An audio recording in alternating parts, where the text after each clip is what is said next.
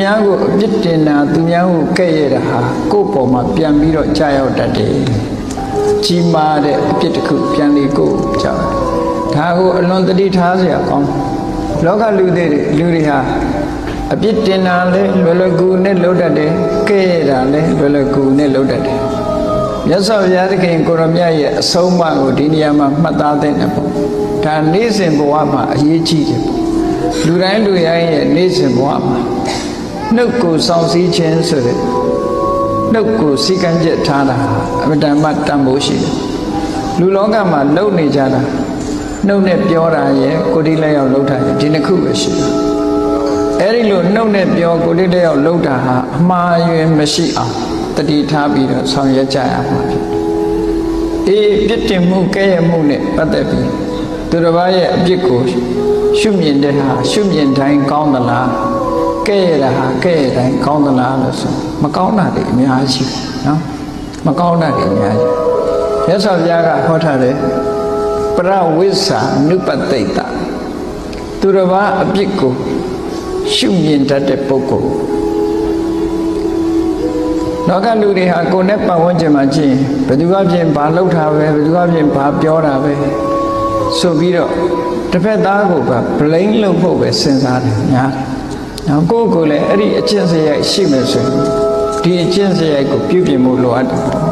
သူများကို blame လုပ်ပါနဲ့ဟာကိုယ့်အပြစ်ကိုပဲကိုကြည့်ပါသူများအပြစ်ကိုမကြည့်ပါနဲ့အပြစ်မမြင်ပါနဲ့လို့ဆိုအဲ့ဒီမှာမြတ်စွာဘုရားကပရဝိဇ္ဇာဆိုတာဝိဇ္ဇာဆိုတာပြောเสียအပြစ်ကိုဝိဇ္ဇာလို့ခေါ်ပရဝိဇ္ဇာသူတစ်ပါးရဲ့အပြစ်ကိုအနုပတိတ္တဆိုတာအမြဲမပြတ်စောင့်ကြည့်နေတဲ့ပုဂ္ဂိုလ်သူများကိုအပြစ်တင်ခြင်းတဲ့ပုဂ္ဂိုလ်သူများအပြစ်ကိုရှားနေတဲ့ပုဂ္ဂိုလ်အဲ့ဒီလိုရှားနေတဲ့ပုဂ္ဂိုလ်ဘာဖြစ်တတ်လဲအာတဝါတတဝဋ္ဌန္တိအဲ့ဒီပုဂ္ဂိုလ်မှာမကောင်းတဲ့အကုသိုလ်တွေအာတဝတရားဆိုတာကိုယ့်ရဲ့ရင်ထဲနှလုံးထဲမှာမပြတ်စည်းဝင်လာတဲ့ကိလေသာတွေကိုလည်းဆိုတယ်အဘိဓမ္မာမှာတော့လောဘဒိဋ္ဌိမောဟဒီသုံးခုကိုအာတဝလို့ခေါ်ပြီးမယ်လို့အာတဝဆိုတာမိမိရဲ့တဏ္ဍာမှာမပြတ်စည်းဝင်နေတဲ့သို့မဟုတ်တန်တရားမှာကြာရှည်လာတဲ့စိတ်အစဉ်မှာဖြစ်ပေါ်လာတဲ့သဘာဝတရားတွေတရားဆိုးတွေလို့ဆိုအဲ့ဒါတွေဟာတိုးလာလိမ့်မယ်သူများအပြစ်မြင်ရင်အာတဝဆိုတဲ့ကိလေသာတရားဆိုးတွေကိုယ်ရင်ထဲမှာတိုးလာလိမ့်မယ်အပြစ်တွေကိုယ်မှာတိုးလာကိုမြင်တာကသူများအပြစ်ဖြစ်တာကကိုယ်နော်ဒီလိုဖြစ်တတ်တယ်ဆိုတာကိုတတိထားဖို့လိုအပ်တယ်နိစ္စံဥစ္စာနာတင်ကြီးတော်တဲ့အမြဲတမ်းလူတယောက်ရဲ့ကဲ့ရဲ့ရှုတ်ချနေတဲ့ပုဂ္ဂိုလ်သူများအပြစ်ကိုမြင်တယ်ကဲ့ရဲ့ရှုတ်ချတယ်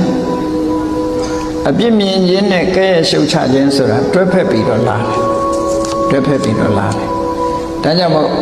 အပြစ်မြင်တာရဲ့ကဲ့ရဲ့ရှုတ်ချတာရဲ့အဲ့ဒီတစ်ခုလုံးနေပြီဆိုလို့ရှိရင်အဲ့ဒါလုံးတဲ့ပုဂ္ဂိုလ်ဟာအာတဝါတတဝဋ္ဌန္တိအာတဝါတရားတွေတိုးတက်များပြားလာနိုင်တယ်တနည်းအားဖြင့်အာတဝါဆိုတာဘေးရန်ကိုလည်းခေါ်တယ်ဘေးရန်တွေတိုးတက်များပြားလာနိုင်တယ်အာရာသောအာတဝေခယအဲ့ဒီပုဂ္ဂိုလ်မျိုးဟာအာတဝေခယဆိုတဲ့ဘေးရန်ကင်းတယ်သို့မဟုတ်ကိလေသာတွေကုန်ငြိမ်းသွားတဲ့အရတ္တဖို့နိဗ္ဗာန်ဆိုတဲ့အစစ်မြင့်တဲ့တရားတွေကဝေးတယ်လို့ဒီလိုပြောတာနိဗ္ဗာန်နဲ့ဝေးနိုင်တယ်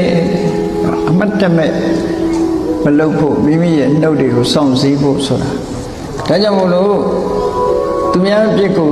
ရှုမြင်တတ်တဲ့အကျင့်သူများကိုအပြစ်တင်တတ်တဲ့အကျင့်ကဲ့ရဲ့ရှုတ်ချတတ်တဲ့အကျင့်မျိုးကိုယ်တဏ္ဍာမှာမမွေးမြူဖို့ပေါ့မွေးလို့အပြစ်မတင်တိုက်တဲ့ပုဂ္ဂိုလ်ကိုသွားအပြစ်တင်တယ်မရှုတ်ချတိုက်တဲ့ပုဂ္ဂိုလ်သွားရှုတ်ချပြီဆိုလို့ရှိရင်တော်တော်ကြီးမားတဲ့အပြစ်တွေကိုခံရတယ်။မြတ်စွာဘုရားလက်ထက်တုန်းကကောကလိကဆိုတဲ့ယဟန်ဟာရှင်သာရိပုတ္တရာရှမောက္ကလန်တို့သွားပြီးတော့အပြစ်မြင်တယ်အပြစ်တင်တယ်ကဲရှုတ်ချတယ် အပြစ်မြင်ကဲရဲ့ရှုတ်ချရုံနဲ့မကဘူးမြတ်စွာဘုရားကိုလာလျှောက်တယ်သာရိပုတ္တရာတို့မောဂလန်တို့ဆိုတာလူယုတ်တွေလို့ဆိုပြီးတော့ဘုရားကိုလျှောက်တာနော်ဗပိစ္ဆာအောက်တန်းကြတဲ့ဆန္ဒတွေရှိတယ်အောက်တန်းကြတဲ့စိတ်ဓာတ်တွေရှိတယ်လို့ဘုရားလာအခုတိုင်တော်တာအဲ့ဒီမှာမြတ်စွာဘုရားကသူ့ကိုတနာလို့မပြောနဲ့သာရိပုတ္တရာမောဂလန်ဒီပေါ်မှာစိတ်ကိုကြည်နူးအောင်ထားသူတို့ပေါ်မှာမပြစ်မှားနဲ့လို့မြတ်စွာဘုရားဆုံးမတာမရဘူးစွပြောတယ်မြတ်စွာဘုရားစကားနားမထောင်ဘူးစွပြောတော့ဟိုပုဂ္ဂိုလ်ကြီးတွေကအဗ္ဗဒမတန်ရှင်းစင်ကြယ်တဲ့ပုဂ္ဂိုလ်ကြီးတွေလေကိုယ့်ဘာကိုလူဆိုတာအပြစ်ဆိုကြမ်းဖန်တင်ရင်လို့ရတယ်အဲ့တော့ကြမ်းဖန်ပြီးတော့သူအပြစ်ပြောတာဟာအမတန်ပြင်းပြတ်တဲ့ပုဂ္ဂိုလ်တွေကိုပြောမိတဲ့အခါကျဘာနဲ့ဥပမာတူတော့ဆိုရင်ကြောက်တုံးကြီးကိုခေါင်းနဲ့တိုက်တယ်လို့ပဲ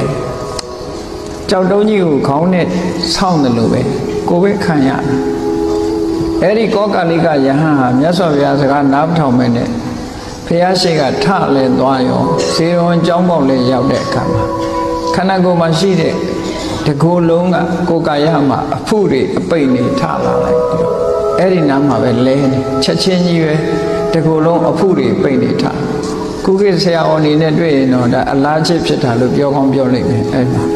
အဖုပိတ်နေထားတဖြည်းဖြည်းကြီးလာပြီးနောက်ဆုံးမှာကြီးမားတဲ့အနာကြီးတွေဖြစ်ပြီးတော့နောက်ဆုံးသေဝဲဝင်သွားသေတဲ့အခါမှာအင်တန်ချာရှိလာတဲ့ဘဒုမငရဲဆိုတာကိုတွားပြီးတော့ငရဲခံရတယ်ဒါကြည့်နော်အပြစ်မတင်နိုင်တဲ့ပုဂ္ဂိုလ်ကိုသွားပြီးတော့အပြစ်တင်တယ်ဘလိန်လုပ်တယ်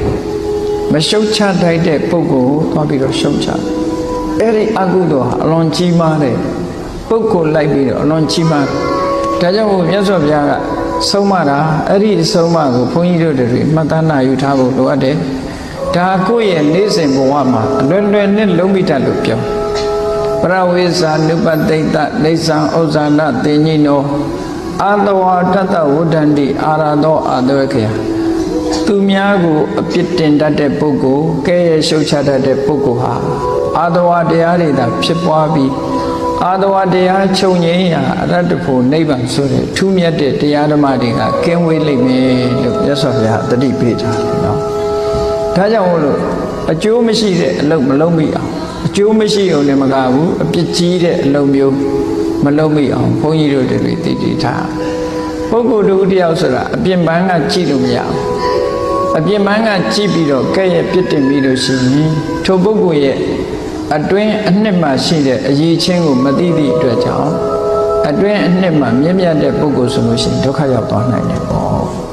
ဒါကြောင့်မို့လို့ဘု து ကိုမှအပြစ်တင်ဖို့မကြိုးစားနေနဲ့ဘု து ကိုမှရှုတ်ချဖို့မကြိုးစားနေနဲ့ဒီလိုဆိုတာပေါ့နော်